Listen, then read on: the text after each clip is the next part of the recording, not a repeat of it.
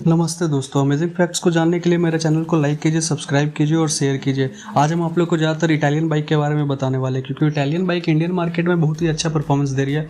और वो उसकी जो सुंदरता है, कलर है, और वो जितना भी बाइक्स का फ्रेमिंग होता है ना, उसका एजेस बहुत ज़्यादा ही सुंदर और कर्व्स है। तो इटालियन बाइक इंडियन मार्केट में बहुत ही ज़्यादा बढ़िया है। जैसे कि इटालियन बहुत सारी कंपनी है, बिनाची, Benelli, Ducati, Colnago, Aprilia, MV Agusta, de Rosa और कैगिवा। लेकिन ये सब में सबसे ज़्यादा बिकी है हम लोग में बेनेली, डुकाटी, एप्रिलिया और एमबी अगस्ता।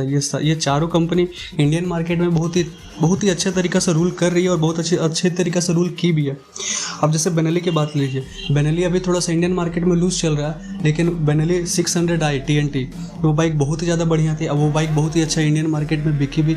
इनलाइन 2 सिलेंडर की बाइक थी, अंदर द सीट उसका साइलेंसर था, वो बाइक बहुत अच्छा परफॉर्मेंस था। बेनेली के बाद आ जाते हैं आप एप्रिलिया ज़्यादातर तो स्कूटी ही बनाती थी, लेकिन फिर उसके बाद ज़्यादा उसका सबसे ज़्यादा हाई परफॉर्मेंस है RSV 4 1000 सीसी। लेकिन अभी इंडियन मार्केट को समझते के साथ एप्रिलिया वालों ने 457 सीसी का जो अभी बाइक निकाला है एप्रिलिया, बहुत ही बढ़िया बाइक है। उसमें आप लॉन्ग टूर भी कर सकते हैं। बाइक बहुत ज़्यादा बढ़िया है। उसका सीट से हैंडल का रेशियो थोड़ा सा ऊपर है, तो आपको उतना ज़्यादा एग्रेसिव चलाने में नहीं लगेगा।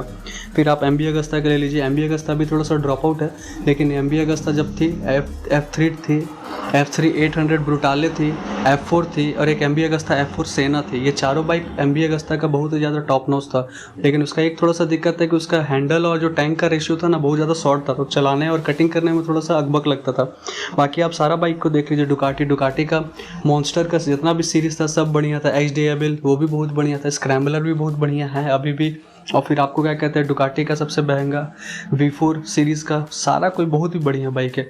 परफॉर्मेंस ठीक है, बस इन लोग में हमको समझ में नहीं आता है कि हर वक्त इनलाइन 2 सिलेंडर या 3 सिलेंडर ही क्यों डालता है। आवाज़ में थोड़ा सा ना नमी, मतलब क्या बोलते हैं, कम हो जाता है। परफॉर्मेंस में कोई दिक्कत नहीं, लेकिन inline 2 cylinder, L twin cylinder, हमेशा यही इन लोग का सीरीज़ रहता है। 1199 पैनिगाले में भी वही हालत था। बाकी ठीक है। और लेकिन जिस बाइक के बारे में हम लोग बात करने जा रहे हैं वो है डुकाटी 999R। डुकाटी 999R पहला ऐसा बाइक था कि जिसका सीट और फ्यूल टैंक आगे पीछे कर सकता था बाइक में, और उसका बाइक का सीट हाइट भी बहुत तरीके से एडजस्ट कर सकते थे। तो शॉर्ट हाइट चलाने वाला भी डुकाटी 999R आराम से चला सकता था।